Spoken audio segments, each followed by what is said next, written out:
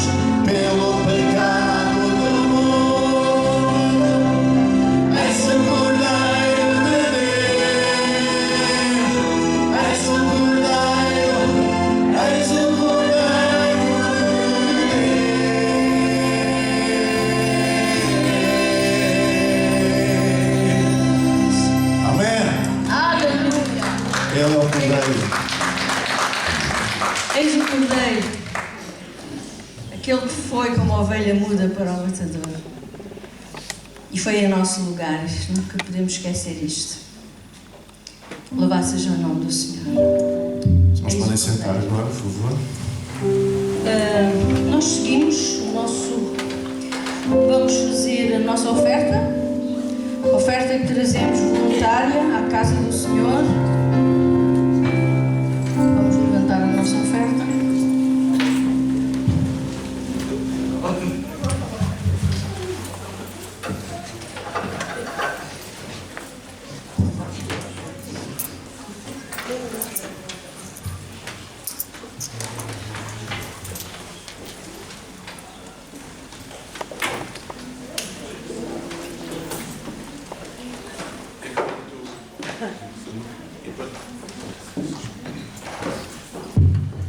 Agora passamos à oferta. Quero só fazer um anúncio muito rápido. No domingo falarei com mais tempo. Nós vamos ter a nossa celebração da ressurreição no domingo. É um dia muito especial com a celebração da ceia do Senhor e que não tivemos no domingo passado, excepcionalmente, mas vamos ter no próximo domingo. Então é um dia de alegria, é um dia de exaltação. Se hoje celebramos a morte de Jesus no Calvário, no domingo vamos celebrar a sua ressurreição. Amém? E ao longo deste tempo, há várias semanas, nós temos vindo a observar um tempo de Quaresma. É um tempo em que estamos a preparar os nossos corações para esse evento grandioso que é a Páscoa, não é? Que é o ponto mais alto do calendário da fé cristã. E hoje nós temos aqui mais uma família que eu vou convidar para vir aqui. Vamos apagar hoje a última vela. Vai ficar tudo apagado. E no domingo vamos começar com as velas todas apagadas e estará aqui um outro casal que vai fazer uma leitura e uma oração. E então depois acendemos as velas todas porque Cristo está vivo. Faz favor.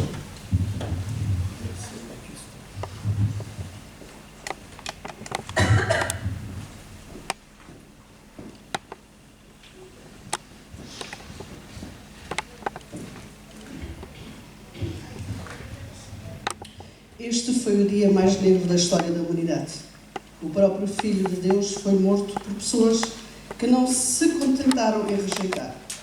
Eles não suportavam sequer que ele existisse e pensaram que poderiam acabar com a existência de Deus. E o levaram num lugar chamado Gólgota, que significa o lugar da caveira, e ofereceram-lhe vinho misturado com mirra, mas ele recusou beber.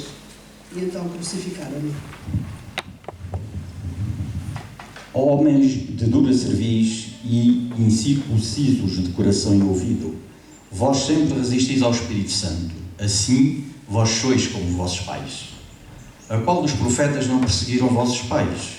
Até mataram os que anteriormente anunciaram a vinda do justo, do qual vós agora fostes traidores e homicidas. Vós percebeste a lei por ordenação dos anjos e não a guardastes. Homens israelitas, escutai estas palavras. A Jesus Nazareno, homem provado por Deus entre vós com maravilhas, prodígios e sinais, que Deus por ele fez no meio de vós, como vós mesmo pensareis. A este que vos foi entregue pelo determinado conselho e presciência de Deus, prendestes, crucificastes e matastes pelas mãos de injustos.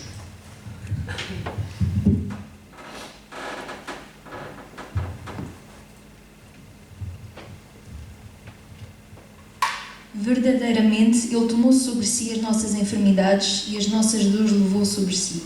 E nós o reputávamos por aflito, ferido de Deus e oprimido. Mas Ele foi ferido por causa das nossas transgressões e moído por causa das nossas iniquidades. O castigo que nos traz a paz estava sobre Ele e pelas suas pisaduras fomos sarados. Todos nós andávamos desgarrados como ovelhas. Cada um se desviava pelo seu caminho. Mas o Senhor fez cair sobre ele a iniquidade de nós todos. Amém.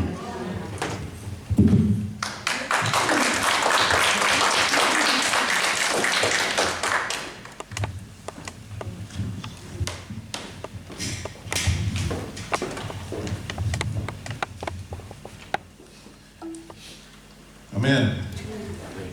Eis o Cordeiro. Eu hoje vou falar sobre eis o homem. João capítulo 19. Quem tiver ali a Bíblia convosco, por favor, abram João, Evangelho de João capítulo 19, os primeiros 5 versículos.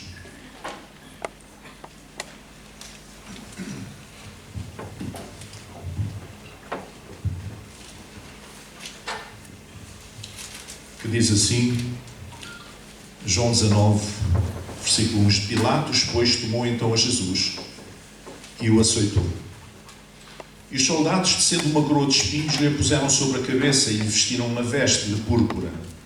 E diziam, salve, rei dos judeus. E davam-lhe bofetadas. Então Pilatos saiu outra vez fora e disse-lhes, eis aqui vos-lo trago fora para que saibais que não acho nele crime algum. Saiu, pois, Jesus fora, levando a coroa de espinhos e o vestido de púrpura, e disse-lhe Pilatos: eis aqui o homem. Vamos ler mais 2 ou 3 versículos. Versículo 6. Vendo, pois, os principais dos sacerdotes e os servos clamaram, dizendo: crucifica-o, crucifica-o. E disse-lhes Pilatos: tomai vós e crucificai-o, porque eu nenhum crime acho nele.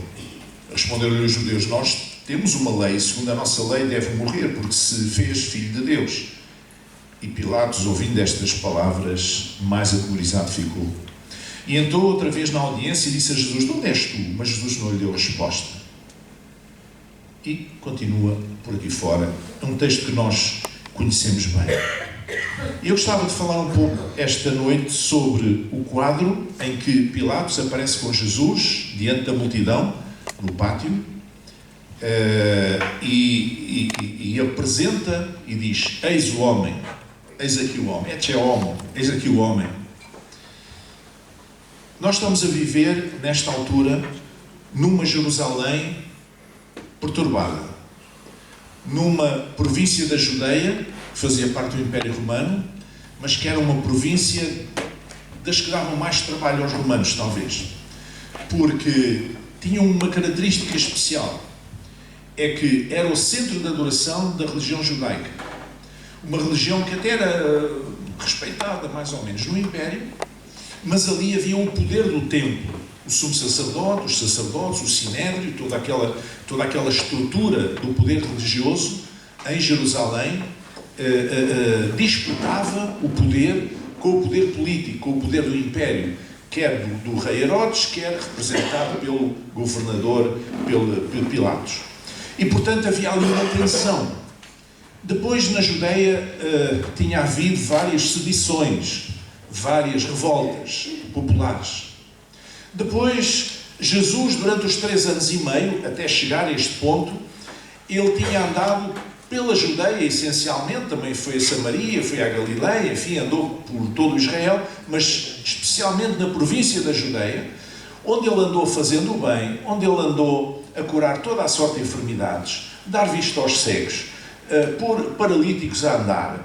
Pessoas que tinham nascido deficientes motores desde o ventre da sua mãe, e ele curava os surdos e até, portanto, leprosos, limpar os leprosos, quer dizer, curar os leprosos da sua lepra, que era uma coisa terrível naquela época. A lepra era uma doença terrível e era uma doença estigmatizante, porque quem tinha lepra tinha que sair fora da comunidade, fora da aldeia, fora da cidade, tinha que viver nos sepulcros, nos arredores, não podia ficar porque era contagioso e, portanto, ninguém queria chegar-se ao pé do leproso. E Jesus chegou-se e tocou-lhes e curou-os e até ressuscitou mortos. Mas pior do que isso, talvez, era o ensino de Jesus. Jesus trouxe um ensino que contrastava com o ensino dos religiosos judaicos, dos rabis, dos líderes religiosos judaicos. No início do seu ministério, Jesus sentou-se e fez um longo discurso chamado o Sermão do Monte, ou o Sermão da Montanha, onde Jesus se sentou e falou na encosta da montanha a uma multidão de milhares de pessoas. E ele trouxe os princípios do reino de Deus. E esses princípios entravam em choque completo com aquilo que era a prática e o ensino judaico. Então, por este conjunto de razões, criou-se ali uma situação em que Jesus suscitou muito ciúmes, muita inveja e muito temor aos líderes religiosos, que tinham medo de 2 coisas. Primeiro, tinham medo de perder o seu poder, a sua influência diante do povo, porque este homem arrastava multidões após ele, não é? Lembram-se que no domingo passado, que foi domingo de Ramos, e nós celebrámos a entrada de Jesus em Jerusalém, com uma multidão a aclamá-lo: Hosana, Hosana, Hosana, aquele bendito que vem em nome do Senhor. E, portanto, eles estavam a perder o povo. E isso não lhes agradava, porque isso punha em causa o seu poder, o poder religioso, a influência que eles tinham sobre o povo. Mas havia uma outra razão. É que eles tinham medo que houvesse um movimento popular de tal forma que os romanos ficassem com receio de haver um tumulto qualquer e o próprio poder do templo, o poder religioso, pudesse perder influência também. O poder do templo era tão grande que eles tinham uma guarda própria, tinham uma espécie de uma polícia especial, ou um grupo de soldados, a guarda do templo, que assistiam e estavam embaixo das ordens do principal dos sacerdotes, o sumo sacerdote.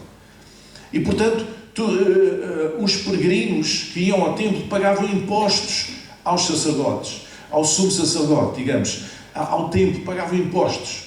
E, portanto, havia aqui uma série, a transação, por exemplo, no templo em Jerusalém, apresentavam sacrifícios de acordo com a lei de Moisés, de animais. Havia muita gente que vinha de longe, não podia vir com os animais, então compravam os animais ali no pátio do templo ou nas cercanias. E as coisas foram de tal maneira que um dia Jesus teve que expulsar do pátio do templo os vendilhões do templo, não é? Que fizeram daquilo uma feira, a casa de Deus fizeram dali uma feira. Mas nas cercanias havia sempre gente a vender cordeiros, a vender pombas, a vender animais, que as pessoas depois compravam, os peregrinos, para levar e entregar aos sacerdotes para o sacrifício. E cada vez que alguém fazia isso, os sacerdotes recebiam uma percentagem. Estão a ver o esquema lucrativo que existia à volta de tudo isto. Não era apenas o poder religioso, não era apenas, digamos, uma questão de posição social, era também um interesse económico. E, portanto, em Jerusalém, as coisas não estavam bem, porque ao fim de 3 anos e meio, em que os fariseus andaram sempre em choque com Jesus, os saduceus, os escribas, toda a sorte de seitas político-religiosas que existiam naquele tempo, judaicas, tirando talvez os essénios, que eram uma espécie de monges que se resguardaram lá nas grutas do Mar Morto, mas todos os outros, eles entraram em choque com Jesus e tentavam levá-lo a entrar em contradição e levavam a tentá-lo dizer alguma palavra contra a lei.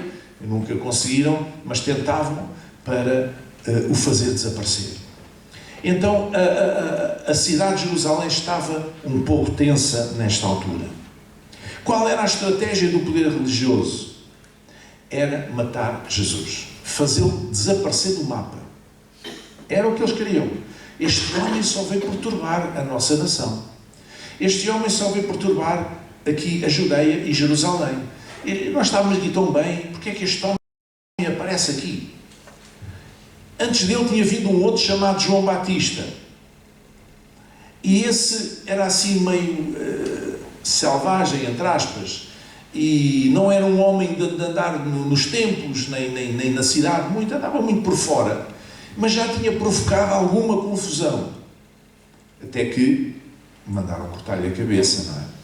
Agora vem Jesus, 3 anos e meio disto, a fazer toda a sorte de milagres, a ensinar alguma coisa que nós não ensinamos, a ensinar com uma sabedoria, cada vez que abria a boca e falava das coisas de Deus, com uma sabedoria que espantava as pessoas, admirava as pessoas. Pedro um dia disse-lhe, quando Jesus fez um discurso mais duro, que eles não compreenderam, e alguns começaram a virar as costas e ir-se embora, e Jesus disse, vocês também se querem ir embora? Aos seus discípulos mais próximos. E Pedro disse, para quem? Ó Senhor, para quem iremos nós? Se tu tens as palavras da vida eterna. Era isto que fazia a diferença em Jesus. Ele tinha palavras de vida eterna. Ele tinha palavras de vida. Ao contrário dos líderes judaicos daquela época, dos líderes religiosos, que não tinham palavras de vida, muitas vezes tinham palavras de morte. E isto suscitou um interesse, uma curiosidade, um interesse e uma adesão muito grande do povo a Jesus. Então havia que o fazer desaparecer do mapa. Mas a estratégia de Pilatos era diferente da estratégia do poder religioso de Jerusalém. A estratégia de Pilatos era evitar matar aquela criatura. E para isso ele expôs Jesus à multidão naquele dia, como sendo inocente. Ele disse, não acho nele crime algum. O governador disse, eu falei com ele, eu interroguei e eu não acho nele crime algum. Amém? Então ele expôs a pessoa, Jesus, à multidão, na condição de inocente, para ver se conseguia evitar a sua morte. Mas também, ao mesmo tempo, ele expô-lo como sendo alguém que estava castigado, já em parte torturado, vítima de tortura. Isso faz-nos lembrar aquilo que Isaías tinha dito 700 anos antes, quando disse: o castigo que nos traz a paz estava sobre ele. Não é? O castigo que nos traz a paz estava sobre Jesus. Mas também apresenta Jesus como sendo humilhado e como um falso rei. Porque vejam, ele mandou vesti-lo de púrpura. Quem vestia de uma túnica de púrpura, quem vestia de púrpura eram os nobres e os reis, as pessoas da alta sociedade. Não era um pobre coitado, enfim, que não tinham de cair morto, digamos assim, como Jesus ou como os seus discípulos. Não, ele aparece mas ao mesmo tempo aparece maniatado, e em vez de ter uma coroa como um rei, tinha uma coroa de espinhos. Isto é humilhação. Isto é apresentar Jesus como um falso rei. E eu creio que a ideia de Pilatos era esta. Quando exibiu Jesus à multidão nestas condições, a ideia era esta: como é que vocês podem ter medo deste pobre coitado que não faz mal a ninguém? E se o deixassem ir em paz? Rei, olha lá para esta figura. E se o deixassem ir em paz? Mas o ódio estava disseminado de tal maneira que não foi possível. Os líderes judaicos tinham manipulado a multidão para que exigisse a morte do Nazareno. Tal como hoje nós estamos a viver um clima de ódio público. E estamos a viver esse clima de ódio público nas redes sociais.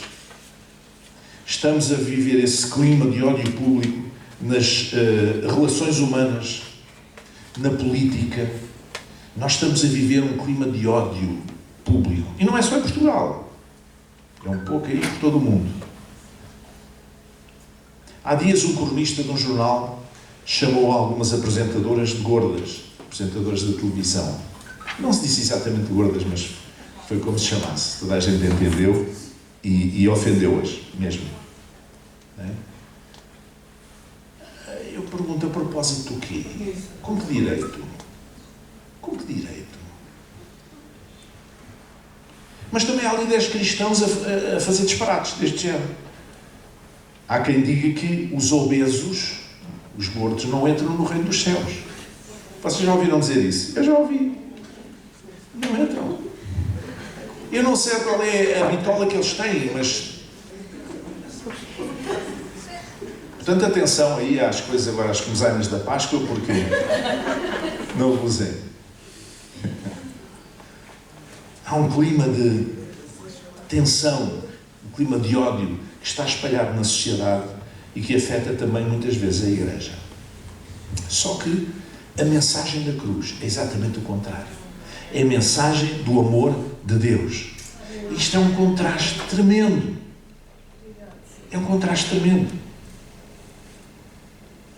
Mas sem o saber, tanto o poder religioso como o poder político, isto é, tanto os líderes do templo judaico como Pilatos, estavam a colaborar para fazer de Jesus realmente o Cordeiro de Deus. Pilatos ao torturá-lo e o Sinédrio ao condená-lo e a pressionar as pessoas para exigir, o povo, para exigir a sua execução. E ainda hoje, também podemos dizer que o poder religioso é o poder religioso que mais contribui para a destruição da mensagem do Evangelho. Vocês vejam o que está a passar na Igreja Católica com o problema da pedofilia dos sacerdotes, um escândalo mundial. Vocês vejam outros escândalos que estão-se a passar noutras igrejas cristãs, de outra natureza. E a Igreja, o poder religioso, é o grande responsável por destruir a mensagem do Evangelho. Porque as pessoas depois já não acreditam em nada. As pessoas dizem assim, não vale a pena acreditar. Algumas das vítimas desses que eram crianças na altura, desses abusadores religiosos, diziam: eu pensava que quando o padre falava era Deus que falava. No entanto, esse padre era um abusador. Estão a ver a ideia? Então as pessoas começam a deixar... Porque as pessoas não têm maturidade espiritual para compreender que uma coisa é o que Deus diz, uma coisa é a vontade de Deus, uma coisa é o plano de Deus, uma coisa é Deus e outra coisa são as pessoas que falam em nome de Deus. Porque os homens falham. Os homens, não há homens perfeitos, nem mulheres já agora. Não há. Eu gostava que houvesse, mas não há. E tenho essa experiência. Não há.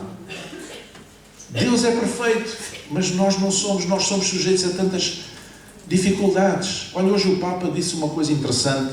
Estava lá na cerimónia do Lava Pés, lá, como às vezes ele faz nesta altura do ano, numa prisão juvenil em Roma. E estava a dizer, depois no final, estava a dizer, é que todos nós falhamos, todos nós podemos escorregar na vida, podemos dar um mau passo na vida, mas isso não é o fim de tudo. Como quem diz, há esperança para quem falha. Vocês estão aqui, ainda são jovens, deram um mau passo na vida, mas há esperança para vocês. Não é a mensagem do Evangelho, não é esta? É exatamente isto. Então o poder religioso, ainda hoje, continua a ser o grande carrasco da mensagem pura do Evangelho de Jesus Cristo, que é uma mensagem de amor, que é uma mensagem de amor incondicional, que é uma mensagem inclusiva, que é uma mensagem de esperança, que é uma mensagem de paz para o mundo, é uma mensagem de alegria, o gozo da salvação. Essa é a mensagem que a Igreja tem para oferecer.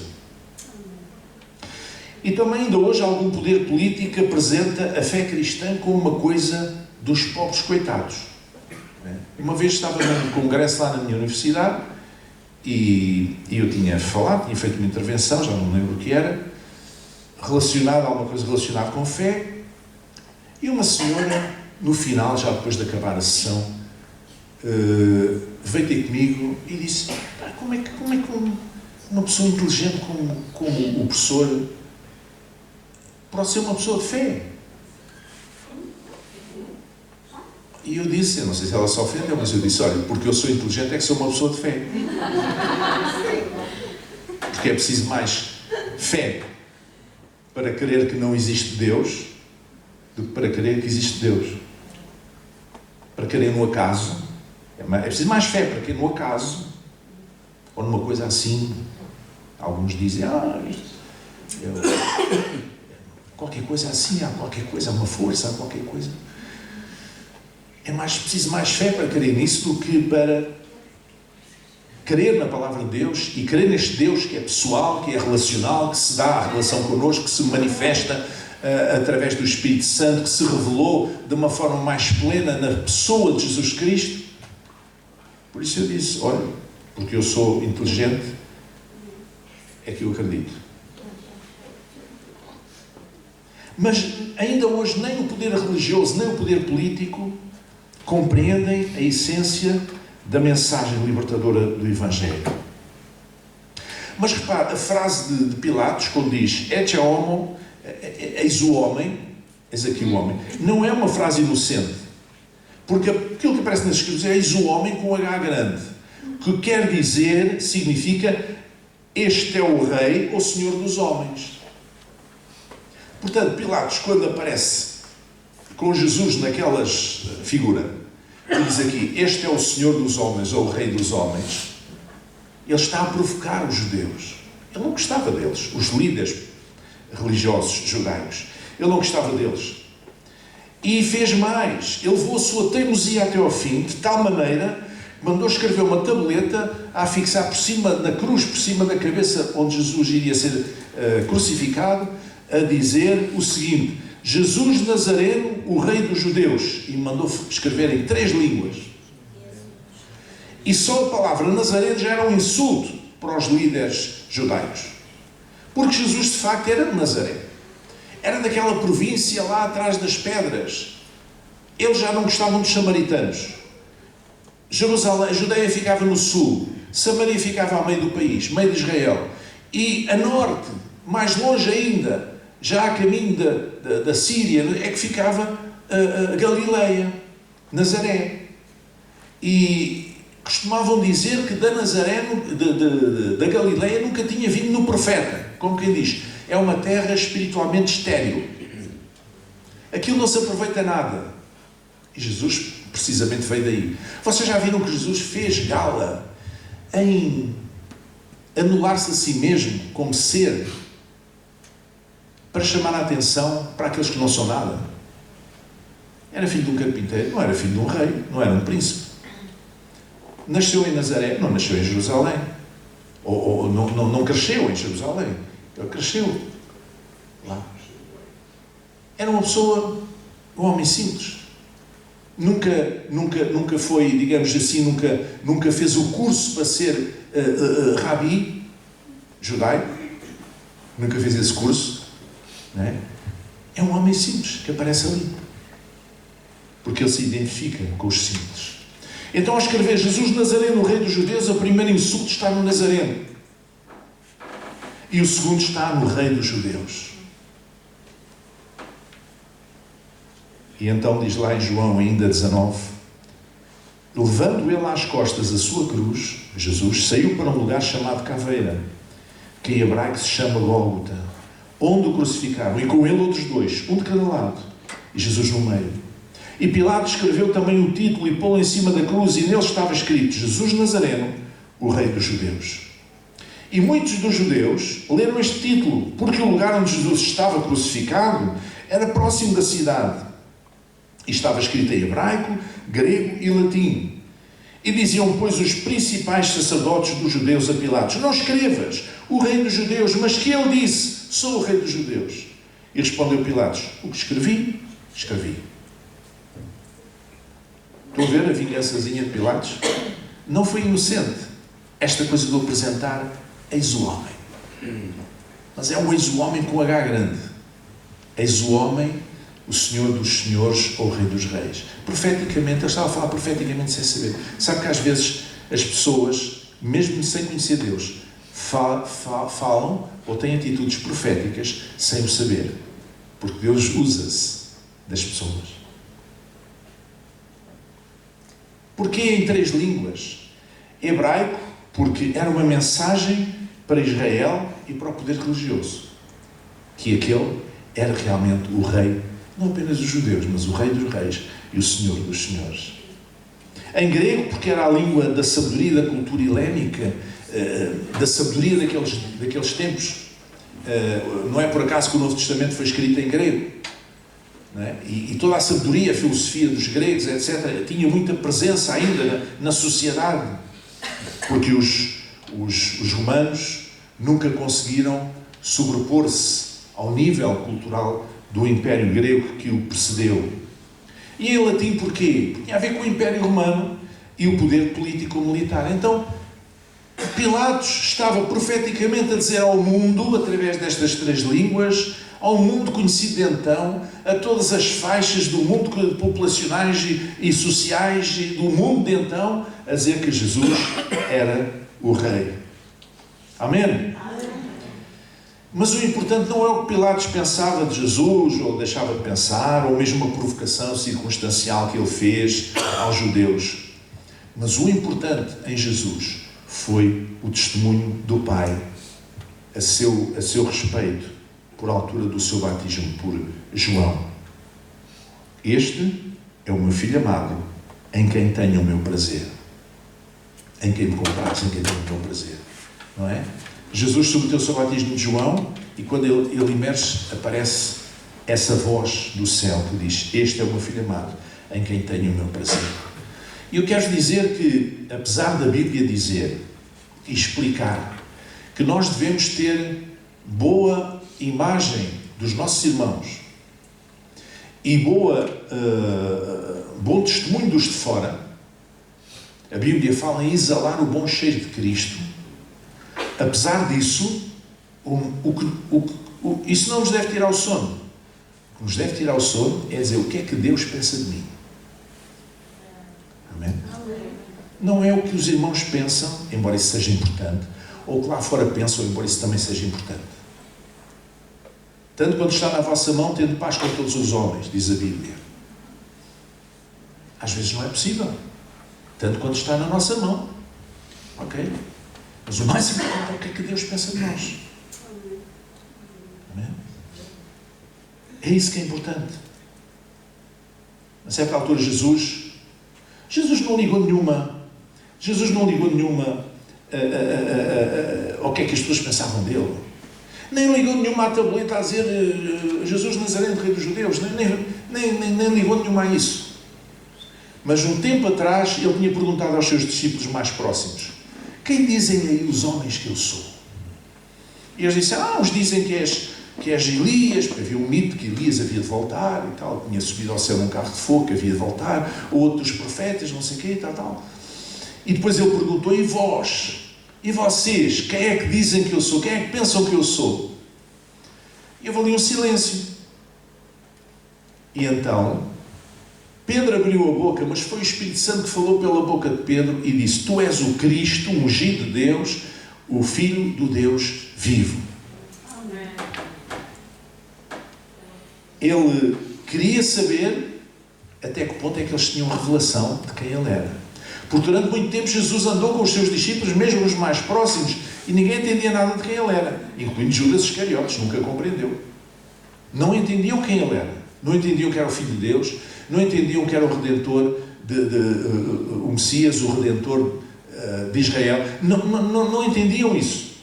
Eles entendiam que era um homem virtuoso e que era bom andar com ele, porque ele fazia coisas espetaculares, curas e tinha um ensino fantástico e não sei o quê. E parece que Judas Iscariotes até pensou que ele iria motivar um motim contra os romanos e depois desiludiu-se, e foi quando se foi oferecer aos sacerdotes para o entregar. Há essa teoria. Não sei se é mesmo assim ou não. Mas Jesus não está muito preocupado com o que é que... Perguntou: o que é que dizem aí que eu sou? E vocês, quem é que dizem que eu sou? Tu és o Cristo, o Filho do Deus vivo. Cristo quer dizer ungido. Eu disse aqui, há pouco tempo, preguei sobre unção. E expliquei que ungido, na Nova Aliança, no Novo Testamento, há só um, que é Jesus. O meu ungido, como diz a Escritura. Agora, nós somos ungidos porque o Espírito Santo desceu e através de Jesus temos a unção dele. Amém? Agora, não como no Antigo Testamento, porque agora o Espírito Santo já desceu no Novo Testamento e nós não precisamos da unção, digamos, com óleo para sermos separados, para sermos isto ou para sermos aquilo ou para cumprir uma função. Não é esse o papel. Isso não é necessário. O que é necessário é nós verdadeiramente termos uma relação com Cristo, podemos converter-nos a Deus, temos uma relação com Cristo, e quando nós nos convertemos a Deus, o Espírito Santo vem habitar em nós. Amém. E essa é a unção que nós precisamos. É a unção da presença do Espírito Santo na nossa vida. E fazemos parte da igreja, e o Espírito Santo está na igreja, e por isso, nesse sentido, somos o templo do Espírito Santo. No conjunto, somos o templo do Espírito Santo. Amém. E o Espírito Santo habita em nós. Amém? Então, quando Pilatos apresentou Jesus, não foi uma coisa assim tão inocente. Ele não queria criar confusão. Vocês estão a ver aquelas pessoas que estão em cargos políticos e que evitam ao máximo que haja perturbações, que haja problemas, não é? Para ver se não, que haja muita... Não é? E era esse o papel de Pilatos. Pilatos era um militar. E na tradição do Império Romano, um militar que tivesse prestado bons serviços, um comandante militar, seria uma subida na hierárquica, digamos assim, de importância no Império, ele ser nomeado governador de uma província.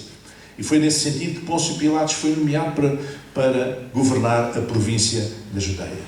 E, portanto, mas agora não queria confusões. Já havia confusões demais. Os judeus eram pessoas muito difíceis, os líderes religiosos eram pessoas muito complicadas, muito difíceis, depois tinham lá um certo poder por causa da religião, do templo e a guarda do templo, e recebiam impostos e não sei o quê, e estavam sempre a criar problemas com outras pessoas que não fossem dominadas por eles. Ele queria a paz e sossego, mas ele não resistiu, e ele estava convicto que Jesus era inocente, e por isso ele apresentou: eis o homem. Mas é um homem com H grande. eis o homem. E esse é o nosso Salvador.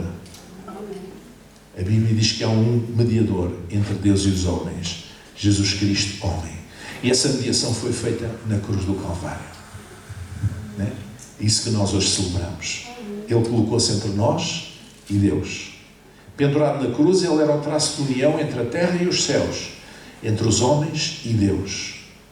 E entregou-se a si mesmo para poder, sacrificou-se para poder fazer esta união.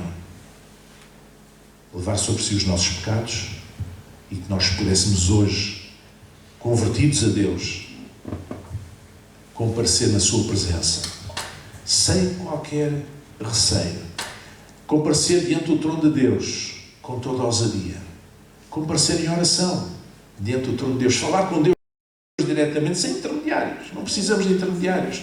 Falar diretamente com Deus, abrir o nosso coração a Deus, falar com Ele e ouvir aquilo que Ele tem a dizer para nós.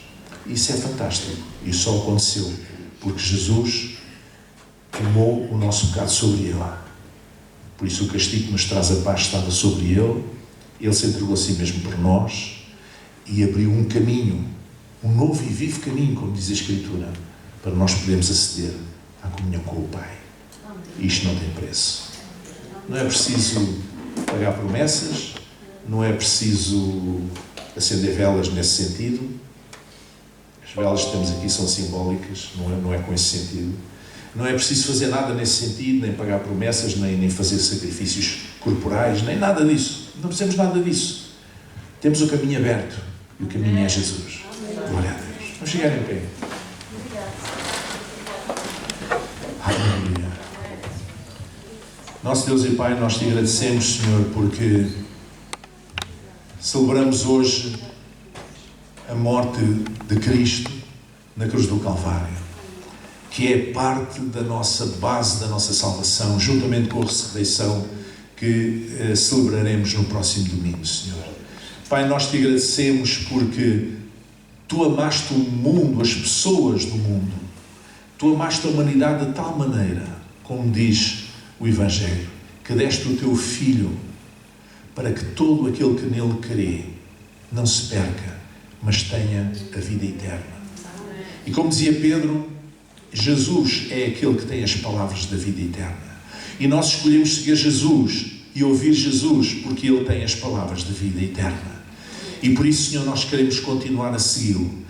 Essas palavras de vida, essas palavras construtivas, essas palavras que nos aproximam de Ti, ó Pai. Bendito seja o Teu nome. Te agradecemos, Senhor, por Jesus Cristo, por essa dádiva gloriosa. Te agradecemos também porque nos tens revelado quem Tu és, Senhor, o Teu caráter, através de Jesus Cristo, porque Ele é a expressa imagem da Tua pessoa, Senhor, de quem Tu és, Senhor. Bendito seja o Teu nome. Ajuda-nos a concentrar, Senhor, na pessoa, na figura de Jesus e no Seu ensino, Senhor. Cada vez mais a nossa atenção, a não nos desviarmos para doutrinas de homens, a não nos desviarmos para a esquerda nem para a direita, mas para olharmos para Jesus, que é o autor e consumador da nossa fé, o nosso Salvador, o Salvador do mundo. Bendito seja o Teu nome. Senhor, vem abençoar cada uma das famílias aqui representadas, Senhor. Que esta Páscoa possa ser uma Páscoa de verdadeira libertação e um capital de esperança, Senhor, porque é o sentido que esta Páscoa tem, Senhor. Que verdadeiramente, Senhor, possa ser uma Páscoa em paz e alegria, no gozo da salvação, na vida de cada um e de cada família, Pai. Em nome de Jesus, que assim seja. Amém. Amém. Amém. Amém, irmãos. Deus